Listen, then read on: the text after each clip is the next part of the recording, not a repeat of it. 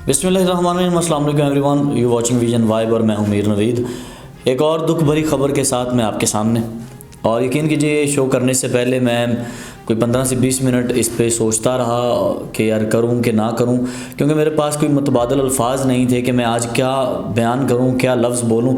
इतना दुख भरा वाक़या ये सियालकोट के करीब एक इलाका है डस्का, और डस्का में ये पेश आया इलाका कि 8 महीने की प्रेग्नेंट बहू जो है वो ससुराल वालों ने कत्ल कर दी। और सिर्फ कत्ल नहीं की बल्कि उसके जिस्म के हिस्से किए, टुकड़े किए, और कुछ लोगों के मुताबिक जो हमारे नुमाइंदागान वहाँ पे गए, कुछ रिपोर्ट्स के मुताबिक कि उसके बच्चे को भी पेट से निकाल के उसका भी टुकड़े किए गए। खैर ये उसमें कुछ सदाकत है भी और कुछ नहीं भी, इस पे हम नहीं कह सकते। लेकिन और ये जो हाथ पाँव काटना और सर अलग करना और फिर बाकायदा सर को आग लगाना, ये दरिंदगी और जुल्म की इंतहा। मेरा ख़्याल है कि इंसानियत कांप जाती है। अगर कोई गैरतमंद बंदा ये सुनता है तो वो एक बार कांप जाता है। और फिर कोई गैर भी नहीं है, सगी उसकी खाला है जो उसकी सास है, और सगी खाला ने और नंद ने मिलकर अपनी ही बहू को जो है वो काट के उसको कत्ल करके उसके सर को आग लगा दी। मैं वाक़ई की आपको तफसील बताता हूँ जी। कदीर नामी शख्स से ज़ारा की शादी होती है। ज़ारा से और कदीर से ये जो रिश्ता बना, इसमें उन्होंने बहुत ज़्यादा उनकी मोहब्बत थी, उल्फत थी। ज़ारा से कदीर बहुत ज़्यादा मोहब्बत करता था। कदीर जो है वो सऊदी अरेबिया में काम करता था और वो सऊदीया ज़ारा को अपने साथ ले जाता है। अल्लाह ज़ारा को एक औलाद से नवाजता है, एक बेटी अता करता है जिसकी उम्र इस वक्त 3 साल के करीब है। 3 साल की एक बेटी के बाद अल्लाह दोबारा खुशी नसीब करता है ज़ारा को। ज़ारा प्रेग्नेंट होती है और वो काफ़ी अरसा कदीर के साथ रहने के बाद कुछ ही अरसा पहले पाकिस्तान अपने नवाही गांव गुजरांवाला, जहाँ पे ज़ारा के जो वालिद हैं शब्बीर पंजाब पुलिस में ASI हैं, वो अपने बाप के घर आ जाती है।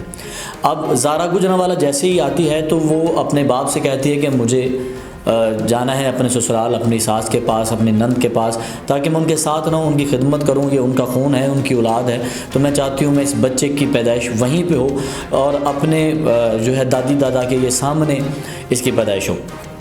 अब सगी खाला है ज़ारा की, जो उसकी सास है, और जो उसकी ननद है उसका नाम है यास्मीन। यास्मीन भी शादीशुदा है, उसका एक बेटा भी है अब्दुल्ला, और यास्मीन का एक बॉयफ्रेंड भी है जिसका नाम सोनी बताया जाता है।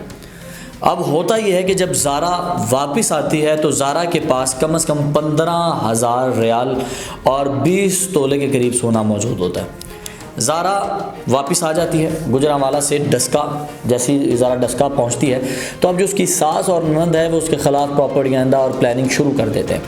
सबसे ज़्यादा जो तकलीफ़ हुई उनको वो ये हुई, पहली तकलीफ़ ये थी कि ज़ारा ने अपने शौहर कदीर को यास्मीन के बॉयफ्रेंड सोनी के बारे में बता दिया था।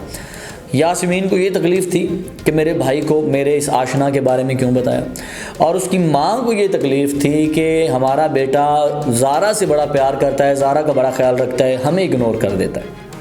अमूमन हर घर की ये स्टोरी है, ननद और सास यही सोचते हैं कि भाई ये नहीं सोचते कि जो आ रही है वो भी तो किसी की बेटी है, वो भी तो किसी की इज़्ज़त है, उसकी भी फीलिंग्स हैं, वो भी इंसान है। वो सोचते हैं कि नहीं भाई उसे जूते की नोक पे रखो, बस हमें वो सारी सर्विसेज दो, हमें प्यार दो, हमें इज़्ज़त दो, हमें पैसा दो, बीवी को कुछ ना पूछो। यही तकलीफ़ यहाँ पे थी और इसी तकलीफ़ के मद्देनज़र प्लान किया जाता है और ज़ारा को कुछ नशावर चीज़ पिलाई जाती है दूध में, जिससे ज़ारा मतलब बेहोश होती है। और फिर किया क्या जाता है, फिर यहाँ पे खेली जाती है एक होलनाक, मैं कहूँगा एक गेम खेली जाती है। एक दर्द भरा यहाँ पे सानिया पेश आता है कि सबसे पहले यास्मीन ज़ारा के हाथ काटती है, फिर यास्मीन ज़ारा के पाँव काटती है, उसके बाद यास्मीन ज़ारा की गर्दन काट देती है। 8 महीने की हामला खातून ज़ारा अपनी ही ननद और सास के हाथों इबरत का निशान बन जाती है। ज़ारा का सर काटा जाता है, ज़ारा के हाथ पाँव काटे जाते हैं, और कहा जाता है ज़ारा का पेट काट के उसके बच्चे के साथ भी यही सलूक किया जाता है। इसमें कितनी सदाकत है ये कुछ नहीं कह सकते, लेकिन आप सोशल मीडिया पे भी सर्च कर सकते हैं, आप देख सकते हैं कि कई लोगों ने इस पे भी बयान दिया, और फेंक दिया जाता है ज़ारा को एक नाले में। जब ज़ारा का बाप शब्बीर ASI जो पंजाब पुलिस में हैं, उन्होंने जब ज़ारा की सास को यानी कि अपनी बीवी की बहन अपनी साली को कॉल की ज़ारा के मुतालिक पूछने के लिए, تو آگے سے زارا کی ساس جواب دیتی ہیں کہ بھاگ گئی ہوگی اپنے کسی آشنا کے ساتھ، ہم نہیں جانتے آپ کی بیٹی کہاں پہ ہے۔ متبادل بات فون کرنے کے بعد بھی اچھا رسپانس نہیں ملتا۔ جب قدیر سعودیہ سے اپنے گھر فون کرتا ہے اپنی ماں اور بہن کو، تو وہ کہتے ہیں بیٹا ہمیں نہیں پتہ، شاید کہیں باہر گئی ہوگی کسی سہیلی کی طرف۔ قدیر ادھر پریشان ہے، باپ گجرانوالہ پریشان ہے، جبکہ ساس اور جو نند ہے وہ قتل کر کے خاموشی سے بیٹھے ہوئے ہیں۔ مال بھی ہتھیا لیا، پیسے بھی ہتھیا لیے، سونا بھی ہتھیا لیا۔ اب ہوتا کیا ہے، اب جو شبیر صاحب ہیں جو ASI ہیں پنجاب پولیس کے، وہ گجرانوالہ سے گاڑی نکالتے ہیں، ٹریول کر کے آتے ہیں ڈسکا تاکہ اپنی بیٹی سے مل سکیں، لیکن گھر جا کے بھی یہی بات پتہ چلتی ہے کہ اپنے کسی آشنا کے ساتھ بھاگ گئی ہوگی، ہم نہیں جانتے۔ شبیر صاحب کہتے ہیں دیکھیں اگر وہ کسی کے ساتھ گئی بھی ہے تو آپ مجھے کم از کم بتائیں تو صحیح کب گئی، کہاں گئی، مجھے کچھ پتہ چلے۔ وہ انکار کر دیتے ہیں۔ اب ڈسکا جس ایریا میں وہ رہ رہے ہیں وہ کافی جو ہے اچھا ایریا ہے، اور وہاں پہ ارد گرد جو لوگوں کے گھروں کے اوپر CCTV کیمراز بھی لگے ہیں۔ شبیر صاحب وہاں سے CCTV فوٹیج لیتے ہیں کسی گھر میں جا کے اور چیک کرتے ہیں کہ زارا ایک مرتبہ بھی گھر سے نہیں نکلی۔ اب ہوتا یہاں پہ ٹویسٹ آتا ہے کہانی میں۔ شبیر صاحب جو ہیں وہ پولیس کی نفری بلاتے ہیں، تفتیش شروع کرتے ہیں، پولیس اپنے روایتی طریقے سے تفتیش شروع کرتی ہے، لیکن اس کی نند اور ساس نہیں مانتے۔ اب یہاں پہ ٹویسٹ یہ ہے، جو یاسمین کا بیٹا ہے عبداللہ، زارا کی نند کا بیٹا، جب پولیس والے اسے پوچھتے ہیں تو وہ بچہ ہے، وہ ڈر جاتا ہے اور اپنی ماں کی اور نانی کی ساری رداد پولیس والوں کو سنا دیتا ہے۔ یہاں پہ پولیس والے سن کے ہکے بکے رہ جاتے ہیں، سب کے رونگٹے کھڑے ہو جاتے ہیں۔ پھر پولیس جو ہے جو ان کو پکڑتی ہے اور پھر سونی کو ڈھونڈتی ہے۔ پھر پولیس سونی کو لاہور سے اریسٹ کر کے تفتیش کا باقاعدگی سے آغاز کرتی ہے، اور جب پنجاب پولیس اپنے طریقے سے آغاز کرتی ہے تو بڑے بڑے مان جاتے ہیں۔ یہی ہوا، سونی بھی مان گیا، یاسمین بھی مان گئی، یاسمین کی ماں یعنی زارا کی ساس بھی مان گئی۔ پھر انہوں نے بتایا کہ زارا کے جو پاؤں ہیں ہم نے کہاں رکھے ہیں، زارا کے جو جسم کا فلاں حصہ ہے وہ کہاں پر ہے، زارا کی باڈی کس نالے میں ہے، وہ سب کچھ بتاتے ہیں۔ اور جب سر کے بارے میں پوچھا جاتا ہے تو وہ کہتے ہیں ہم نے سر کو آگ لگا دی۔ سوال یہاں پہ یہ اٹھتا ہے کب تک یہ ظلم کی ہولی کھیلی جاتی رہے گی؟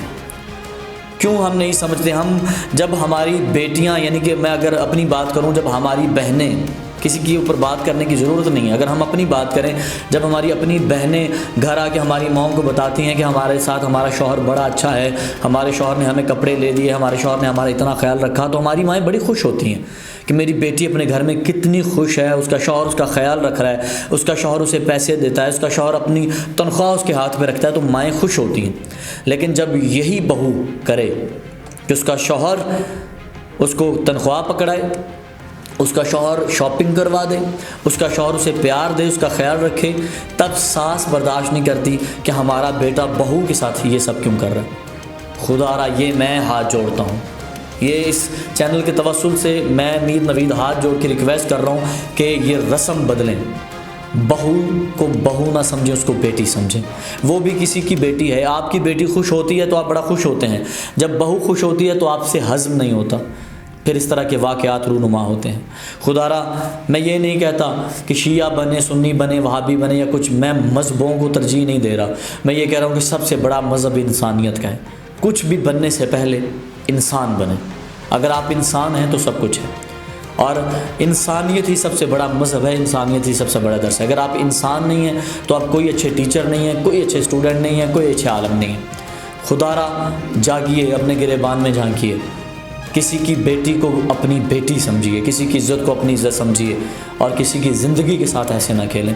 قبر میں جانا ہے، خدا کو منہ دکھانا ہے۔ ہمارے ساتھ رہیے، میر نوید کو اجازت دیجیے، اللہ نگہبان۔